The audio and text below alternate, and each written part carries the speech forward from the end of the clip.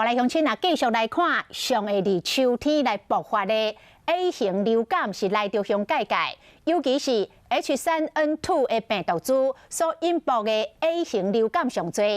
最近这个病院类流感急门诊的人数增加真多，小儿科的诊所嘛加真济来看感冒的小朋友。专家是真担心，这个 A 型的流感恐惊会爆发到大流行。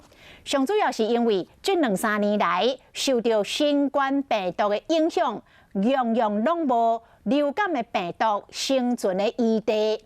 讲即摆 A 型流感的病毒要来吐效咯，乡亲啊，大家都爱提高警觉。他是感冒吗？不舒服很久了。好几天了，是不是？现在回诊在拿药。入秋冬，囡仔就开始感冒，一早未到9点，小儿科诊所路口就真侪人伫咧等。有发烧，喉咙有没有痛痛？他咳嗽的病有没有好一点？他鼻涕很浓黄。已经累积一段时间，这样大家在付那个免疫债了。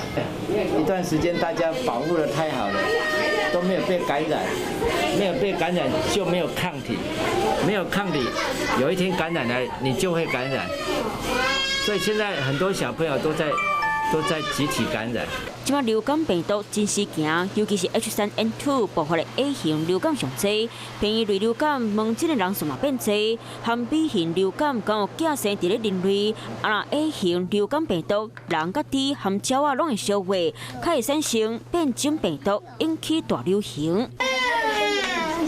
医生上烦恼的是，今年囡仔一群爱面对5大病毒，呼吸道融合病毒、流感、肠仔毒和腺病毒等等，更加严重的就可能爱断院。呼吁爸爸妈妈拢爱加注意家己囡仔的身体健康。若是感觉人神神，规身躯无力、无胃口，因为皮肤烘烘烧烧，都可能是破病啊，爱紧带去用看。